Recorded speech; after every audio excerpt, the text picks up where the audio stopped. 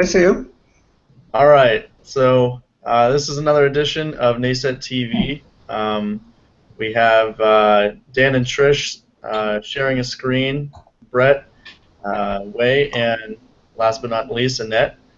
So I think we have our biggest crew since I've been on, which is it's a good sign. It means a lot of good input is going to be contributed today. So as promised, we were going to talk about the left side of the business model canvas, but kind of a twist. It can get kind of boring just looking at the business side of it. So I guess using real life businesses that we are all familiar with is a good idea and a good place to start when filling out a business model canvas. So I'm not sure if any of the viewers are familiar with the Fractured Prune, which is a donut place that Annette says is the Build-A-Bear of donuts. So if that gives you any idea about what the Fractured Prune is, any way you can customize a donut is kind of the direction in their business model. So without further ado, if Dan wants to hold up the business model canvas in our high tech. All right, so on the business model canvas, what we decided last week was that we start with the value proposition typically, and then move into the customer segments. No, I think we said we start with customer segments and move into value proposition. Yeah. There's some debate about that. That's right. Never mind. They're fairly fluid, but usually customer segment is started with. The value proposition is number 2, if not 1.5. Okay, so Annette, having visited the Yes, sir. shop, how would you describe the customer segment? Because I went to the Fractured Prune today, so I had my very first Fractured Prune experience, and to give Elena, our administrative assistant, credit where it's due, she's the one that said it was the Build-A-Bear of donuts. So I would describe the Fractured Prune's customer segment as high-end dessert lovers. Are their donuts significantly more expensive than a regular donut shop? I've not been yet. This is where I don't know because I actually don't buy regular donuts, but They are like more $2.50 expensive. each, maybe. I think Yeah, that's they're more expensive, but Yeah. they're for dessert they're reasonable. It's a cheap dessert if you eat one of those things. And I did, and it was good. They are good. I don't know if I do it very often, but they are. Oh good. no. High-end dessert lovers. Yeah. So we have to narrow that down. Should we segment a little bit better? Do you think they appeal to a particular age range? When I was in there, I would say the age distribution was 35 to 55. Okay. And the locations right now are in higher-end kind of shopping centers. So Aspen Place in Flagstaff, there's one in downtown Phoenix, there's one in Tempe near the university, but near a couple of other high-end shops. So more chic and stylish. yes, thank you. Okay. Totally describes where I go. I know, and that's why those words came to mind right away. Right, of course. So, could we make some assumptions about financial means and so on of this particular customer segment? I would say fairly high, moderate disposable income. Given I bet the demographics for that entire shopping center where they're located is pretty similar. So definitely not student focused. Mid-career professionals with enough disposable income that they eat out more than once a week. I don't know that I could put a number on it, but I bet you if we were doing this with a client, we would just go find out, in the neighborhoods, for example, where we think that customer would live, we can find out that basic demographic information. There are economic development groups have that kind of information about neighborhood demographics. So we could find out an income range. I just don't know what it is off the top of my head.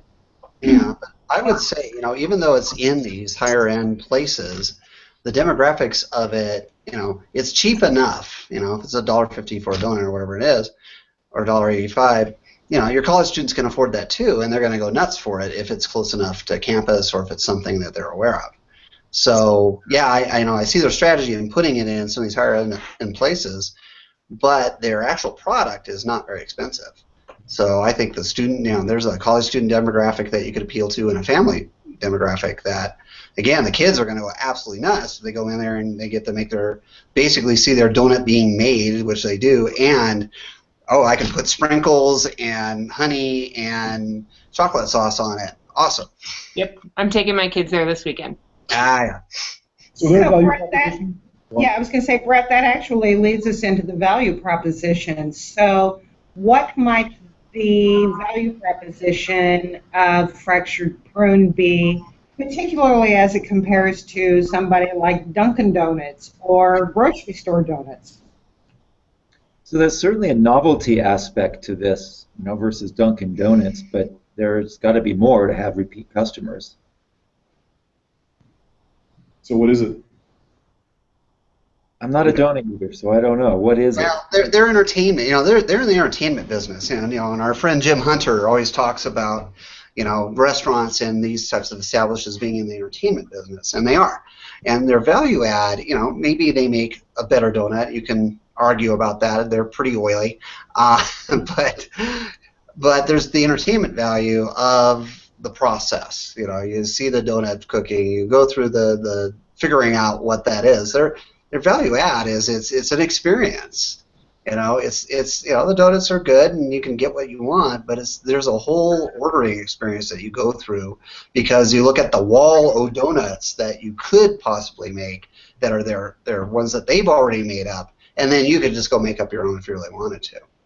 So and we really see that customization happen in the pizza places now. There's about 7 other different places that have custom pizzas, but really that whole custom flow has really been put into this culture now of make your own things. And so I think the fractured prune really distinguishes itself from a Dunkin' Donuts that has boxes or trays of donuts for you to see. So now you can customize it the way you want. So I think that whole idea is what's transitioning right now. Well, Maybe Just that. as the food industry, that with software and computers as well. what's interesting about this is that fractured prune has taken a product that has been, it's an old product. It has been, it's common. it's been done. It's It's commodity. It's a commodity, and because of healthy eating habits of a growing population, it's also become demonized. And this particular business has taken this old product and made it trendy. And that's a difficult thing to do. Maybe we have more than one customer segment. This is probably a good time to point out that there are multiple customer segments, because Brett made a good point about it being low cost enough to appeal to a larger number of people. So even though they choose to locate in higher end shopping areas, maybe one of their demographics is also people who want low cost entertainment experiences that are non-traditional entertainment. It's not like going to a movie, but it's also a whole lot less expensive than going to a movie. And if you can go hang out at the donut shop with your friends and get just as much pleasure out of that, then maybe, maybe that is another customer segment that, so younger people who aspire to, being part of the higher end shopping consumer, but they're not there yet. They go to this place, they get that experience, they've been able to buy some of the goods and services available in that area. So let me take a different tack. Okay, so if you go to the business model canvas, there's this box called relationships, and it's interesting because one of the relationships is what they call co-creation, whereas the customer and the company are united in the creation of the product. And if you think about it, that's exactly what's happening in this product. Yeah. So they're providing all of the elements, but the customer is creating the product custom to them. Yeah. Yeah. And so as you're creating your own campus for your own company, that's definitely one of the things that could be considered is there a place in your model for a relationship that is a co-creation relationship? I think they count on it. I mean, the part of the entertainment is making exactly what you want. It's so this is a model that Cold Stone Creameries kind of popularized. You don't just go and pick that flavor. You get to make exactly what you want out of it. Is there more than one available channel, or is it strictly a retail channel? Strictly retail. Yeah. Where else could you go? I mean, you could. I mean, this could end up being online, where if it not online in that sense, but you could say that they sell merchandise online as their alternative platform, or another place where they could be selling, something to increase the revenue. Or I've seen it happen with some of their companies where they decide to go and create a merchandise line, and they have an online platform for it. But I wouldn't say that anything else really is on their business model besides selling donuts. Yeah. Well, and if we're talking about channels, they may not sell anything other than donuts. That would be a different product line. But is there another method of distributing that? And I think part of their appeal is that it's cooked right there in front of you. So I'm not sure they've thought of another one yet. So maybe. I can't imagine. That they're built to do that. They're built to clean, cook the donut, hand the donut to you hot, and that's hard to replicate in any other way. I guess you could come up with a line of things you could have in a retail. You could distribute wholesale, but it's not going to be the same thing. I'm kind of wondering well, they're a chain. They started in Florida, but they might be exploring the opportunities to do mobile donuts. So is there a way that they have a mobile oil pot that dough could be dropped into? And I know those exist, but that would be another thing. So they could do parties.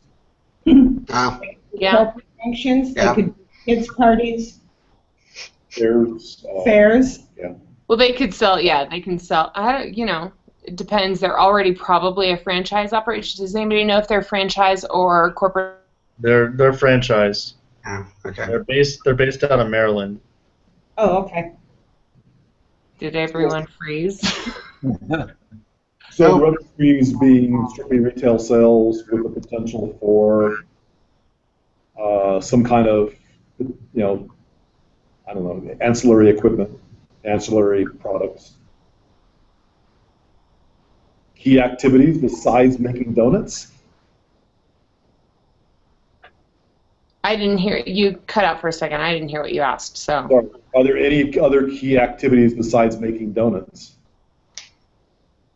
Do we count the entertainment and the engagement there as one of their key activities? I mean, otherwise, doesn't it make sense to make your donuts in a big factory?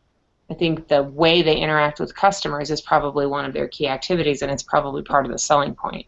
Yeah, and they do a good job of coming up and engaging with you. And I imagine, I haven't looked at their social media, but I'm assuming they try to mirror that with their social media and in the way they reach out and talk to people and try to engage them. And that is, for them, it's key activity because you're coming in for the experience. Yeah. And that includes all the employees, the staff, the menu, everything. And the resources? Show us where we are on the canvas, please. We are there. So we talked about the activities here, resources are here. Yeah, part of it is down below your lower third, so people probably couldn't see it. There we go. Key resources. So This is the company side of the canvas. Yeah. Right. So that infrastructure is pretty important. I mean, because part of the experience is watching them make your donut on site. I imagine the actual physical setup and layout of the store, the infrastructure that they have, the parking that they have, because they want people to come in and have an experience. That's part of the stuff that they need to make sure they have to make it successful. What Yeah. else? They don't have a drive-through, right? No. No, Okay. not here anyway. That'd be hard to drive through. It'd be hard. Yeah. Well, I know Krispy Kreme has a drive-through, but I know it's not the same customization. Yeah, theirs is an assembly line, but it's not a customized assembly line like this is. So yeah, that would be hard. But yeah, and even the way the store is designed, at least here in Flagstaff, they've got an open front that rolls out, that rolls up and opens up the whole front of the store, so you can sit and. So you can smell the front. So this is That's interesting. part of their key activities. Yeah, part of their key activity maybe is letting people smell the fried goodness. Yeah. And part of the relationships. You can't miss it when you walk by, I'll tell you What that. movie theaters do with popcorn, it's what, a lot of the places in malls do. At Burger King, I heard, generates more smoke than they need, so people will smell them from farther away. Is this true? Interesting. Yeah. You ever see them as creating some kind of an interface where you could sort of pre-customize it and on the internet and walk in and pick it up? Like Chipotle style? Maybe, yeah.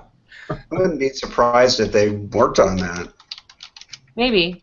And then they have order forms that you can... Yeah, order forms is almost like an electronic thing, and you tell them what time you can pick it up too, if that happens to be what you'd want. But yeah, almost like an order form. You guys have seen Which Wit, right? Yeah. It's a sample place that allows customization and the same kind of thing, and now you give them a form. That's what they look at to fill out what you want. So, if they ended up deciding to go a different route, that's one of the ways they could have. Which sort of brings us back to the channels. So the internet could be a channel, a sales channel for them. At least a way of engagement, for sure. Definitely that, and relationship building. Mm-hmm. I missed a part of this. So what else is obviously. on the company side of the canvas that we need to make sure to... The last two are key partners and the cost structure. So the key partners would be an interesting one, because I don't see, unless they're using branded ingredients, which I don't know they do. You have a better clue to that. I don't know if they have any key partners. Well, they would have to. Their actual suppliers of the oil, the ingredients, and all that are key partners. But they depend on getting those deliveries.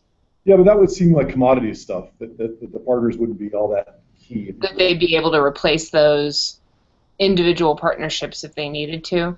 What about the other businesses that they're co-located with? Such as? Well, so they're in a shopping center with other businesses that appeal to roughly the same customers. Do you think that they have cross promotions with those other businesses? Do you think that those businesses constitute key partners for them, or do you think that it's just shared demographics? Maybe they complement each other. One could be a place that maybe doesn't really relate, but in some form it could almost go as a breakfast, lunch, and dinner in a sense of the location, so that they aren't competing against each other. So they may have a partnership that I don't know if they do cross promotion, but it may be strategically placed to the point where it's not competing with another breakfast place or something in that format. Yeah, and being near restaurants, that go get dinner and then you go somewhere else for dessert. And yes, you can order them online. They do have that. I just Did you looked just up. look? Yep. Yeah. Just give them a notice for pickup of 15 minutes and off you go. Yeah. So I think you're right. A key partner. If you were creating this company from scratch with the canvas, I think you may consider certain companies as being key partners, even if they don't have any kind of a formal arrangement. You say, okay, I always want to be where there is a Chipotle, right? I want to be where Starbucks. Right. Well, and that actually is pretty, so and this is the difference between doing this analysis sort of retrospectively on a company that is already built up versus what we would do for a company that was starting up. Those key partnerships in the beginning of the replication of their business model probably were really important. They probably only located next to certain other kinds of businesses. Right.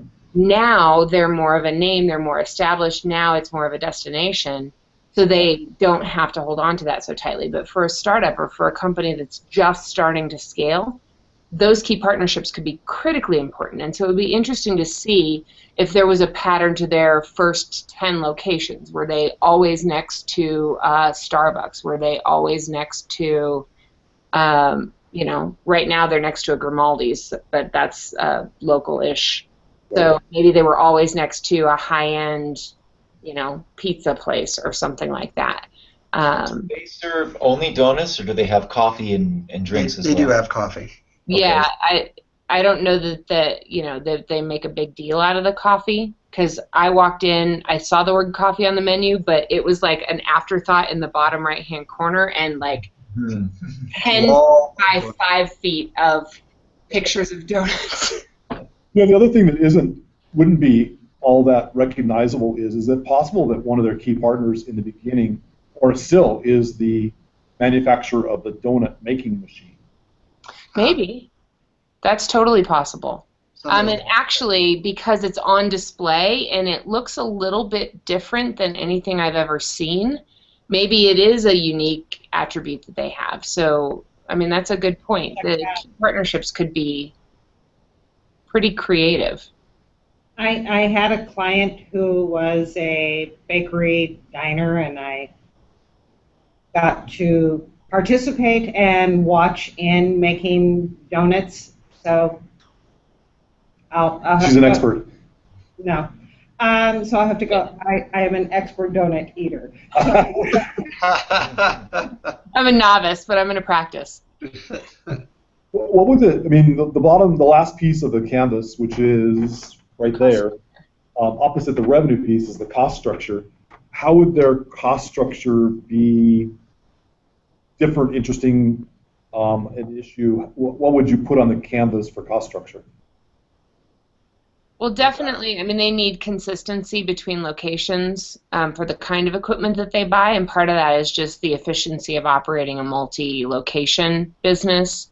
But also because that's part of the experience, you want to know what experience you're going to have when you walk into a fractured prune. Hence the franchise, yeah.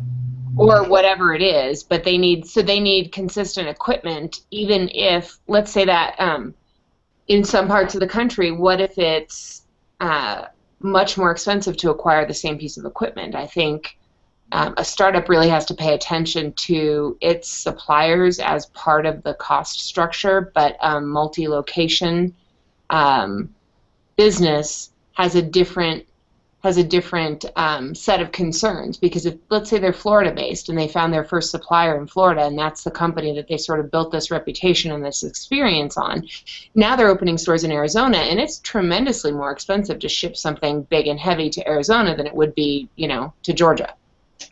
Well, and for donuts, Krispy Kreme had stories about how they had to modify their dough for altitude. The altitude and the humidity of the various locations. So the other one I was thinking in cost structure, you probably have two other elements. Would be you're probably paying for more labor than in a standard donut shop, because you're having to create each donut individually.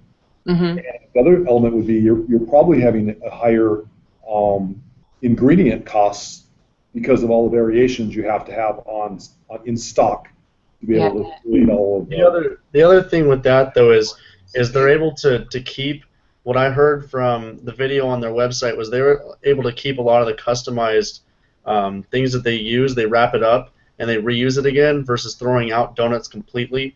And the same with the ingredients, because if you make a chocolate covered donut with sprinkles and you don't sell it at the end of the day, you have to toss it out. So what they were able to do was I guess continue or wrap it up and use it for the next time because it is customizable. So it'd be interesting to see if they were able to see that. Yeah.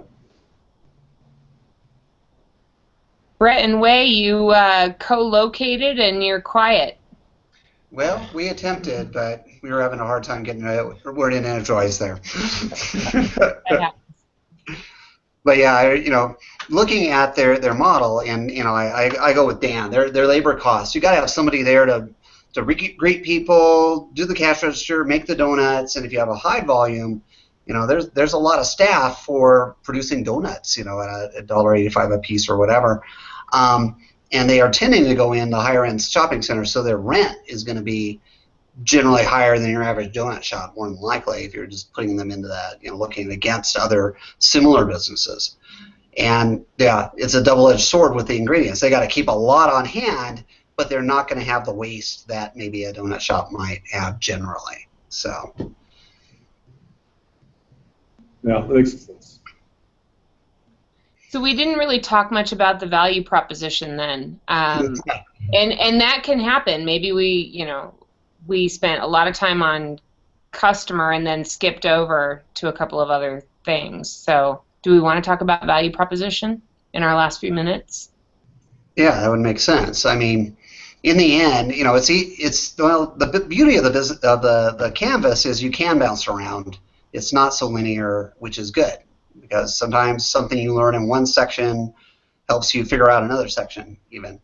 And you look at their value proposition, and taking it from a commodity, like was said earlier, and turning it into something unique and customizable. That's part of that to me. That experience you can have to get the weird, god awful donut that you're the only one in the world that might want, right?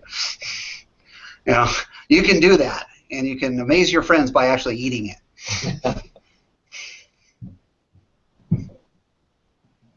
it. Other value proposition thoughts? So what did we said? The customizable, the entertainment value.